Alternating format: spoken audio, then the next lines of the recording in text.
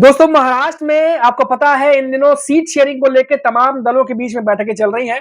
महायुति के अंदर भी सीट शेयरिंग को लेकर के लगातार बैठक चल रही है। और मैं दोस्तों आज आपको बताने जा रहा हूं कि जो खबरें सोर्सेस के हवाले से निकल के आ रही हैं उसमें महायुति के तीनों दल कौन कितने सीटों पर लड़ेगा इस पर हम चर्चा करेंगे। साथ ही साथ एक बड़ा सवाल महाराष्ट्र की राजनीति में खड़ा हो गया है कि एकनाथ शिंदे की जो शिवसेना है उनसे ज्यादा विधायक अजीत पवार के पास है, फिर भी अजीत पवार के पास कम सीटें क्यों आ रही हैं? क्या अजीत पवार के साथ महाराष्ट्र में कोई खेला हो गया है? ये एक बड़ा सवाल सबके सामने आके खड़ा हो गया है। तो चलिए शुरुआत करते हैं वीडियो की। नमस्कार दोस्तों, मेरा नाम है मनीष कुमार सिंह और आप देख रहे हैं 4 PM महाराष्ट्र। दोस्तों, महाराष्ट्र में विधानसभा चुनाव से पहले भारतीय जनता पार्टी ने अपने सहयोगियों के साथ सीट शेयरिंग को लेकर के लगभग जो प्लान है वो फाइनल कर लिया है।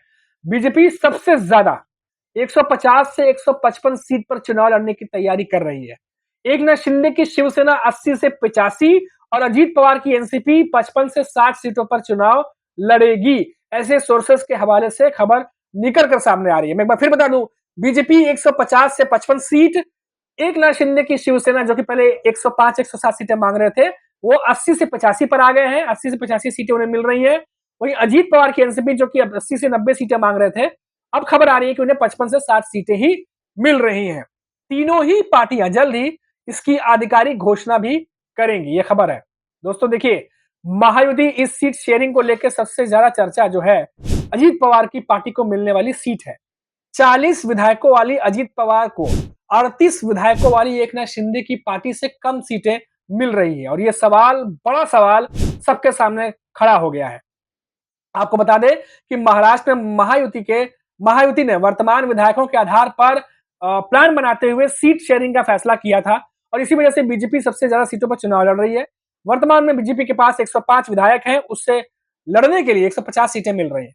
2019 में भारतीय जनता पार्टी ने 152 सीटों पर उम्मीदवार उतारा था। हालांकि यह फॉर्मूला एनसीपी यानी अजीत पवार पर लागू नहीं हुआ है।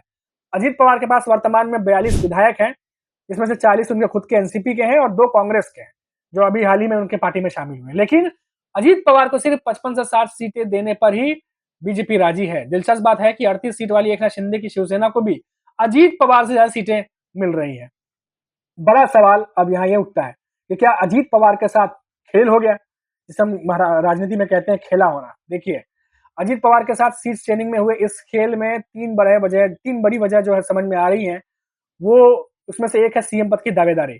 आपको याद होगा कि अजीत पवार रह रहकर हमेशा सीएम पद की बात करते रहते हैं और अभी हाल ही में उन्होंने एक कार्यक्रम में बयान दिया था और इच्छा जताई थी कि उन्हें भी सीएम बनना है, लेकिन उनकी गाड़ी हमेशा डेप्यूटी सीएम के पोस्ट पर आके रुक जाती है। तो अजीत पवार जो है उनको इसीलिए भी बीजेपी ज्यादा सीटें नहीं देना चाह रही, क्योंकि बीजेपी को लगता है कि ज्यादा सीट देने पर अगर अजीत पवार की संख्या, उनके विधायकों की संख्या बढ़ जाती है, चुनाव के बाद वो सीएम पद की खुलकर डिमांड कर सकते हैं और ऐसी स्थिति में बीजेपी के पास ज्यादा ऑप्शन नहीं होगा। सीएम की डिमांड को लेकर बीजेपी 2019 में शिवसेना के साथ क्या कुछ हुआ था वो आपको पता ही है। शिवसेना के साथ कितना उस समय रसाकसी हुई थी, खींचतान हुआ था और इस तरीके से हुआ कि फिर उन्हें टूटना पड़ा। उद्धव ठाकरे की शिवसेना और बीजेपी वहां अलग हो गई।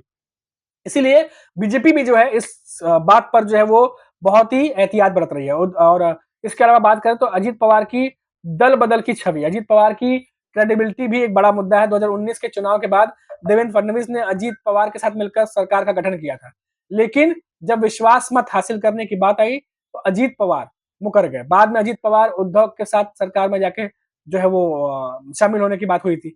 हालांकि 2023 में अजीत पवार ने फिर से पार्टी तोड़ी, बीजेपी के साथ आ गए।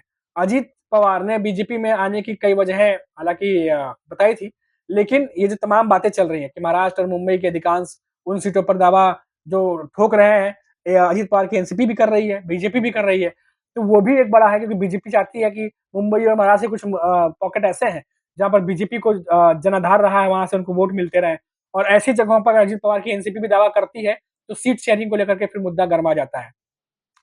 और भी कई वजह है, लोकसभा में प्रभावी साबित नहीं हुए थे अजीत पवार। आप देख ही सकते हैं कि लोकसभा चुनाव में किस तरीके से अजीत पवार की एनसीपी को मुखी खानी पड़ी थी।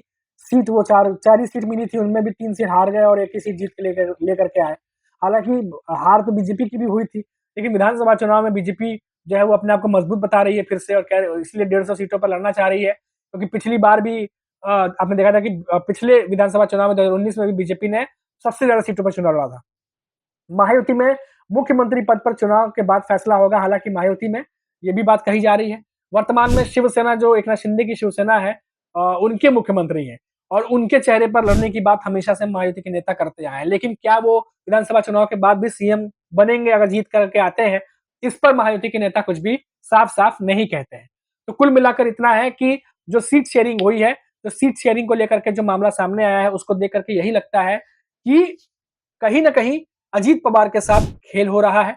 और पहले भी अजीत पवार के एनसीपी के जो सीनियर नेता है, उन्होंने कई बार आवाज उठाई है। हालांकि अजीत पवार खुल करके नहीं बोलते हैं मंच से किसी भी विरोधी प्रमुख नेताओं के खिलाफ, लेकिन उनके नेता वो बात कहते हैं। और पिछली बार हमने देखा कि लोकसभा चुनाव के बाद विधानसभा चुनाव में ज्यादा सीट लेने के लिए छगन भुजबल हुए, कई सारे ऐसे नेता थे जिन्होंने आवाज उठाई और 90 सीटें मांगी थी कि कम से कम अजीत पवार के एनसीपी को 90 सीटें मिलनी चाहिए। अब 90 सीटें तो उन्हें मिल नहीं रही हैं, जैसी कि खबरें आ रही हैं अभी तक सोर्सेस के हवाले से। तो क्या ऐसे में नाराजगी का वातावरण भी बनेगा? क्या जो सीनियर नेता ज्यादा सीटें मांग रहे थे वो नाराज होंगे, या फिर पार्टी छोड़ने की भी नौबत आ सकती है? क्योंकि हमने देखा कि पिछले 1-1.5 महीनों में लगातार नेता जो है वो पार्टी छोड़ रहे हैं, और महायुति में बीजेपी और अजीत पवार के एनसीपी को छोड़ करके शरद पवार और यूबीटी पक्ष, जो उद्धव ठाकरे की शिवसेना, उसमें गए भी हैं। तो ये अपने आप में एक बहुत बड़ा सवाल खड़ा होता है कि महायुति के बीच जो सीट शेयरिंग चल रहा है, इससे जो सीनियर नेता और कार्यकर्ता है वो कितने संतुष्ट होंगे। अगर वो संतुष्ट नहीं होते हैं तो फिर आगे क्या? ये अपने आप में बीजेपी के लिए भी बड़ा सिरदर्द बन सकता है, जो पार्टी छोड़ के नेता जा रहे हैं। और ये आने वाले समय में बढ़ने की भी आशंका है, जब सीट शेयरिंग फाइनल जो है वो ऑफिशियल अनाउंसमेंट होगा, कौन कितने सीटों पे लड़ रहा है, इसकी ऑफिशियल जब अनाउंसमेंट होगी, फिर कैंडिडेट्स के जब नाम दिए जाएंगे, तो उस समय ये बात जो है बहुत ज्यादा और भी बढ़ेगी। फिलहाल अभी के लिए इतना ही, फिर लौटेंगे तो बात करेंगे महाराष्ट्र की किसी बड़ी खबर पर। तब तक आप देखते रहिए 4 PM महाराष्ट्र, और मुझे इजाजत दीजिए। नमस्कार।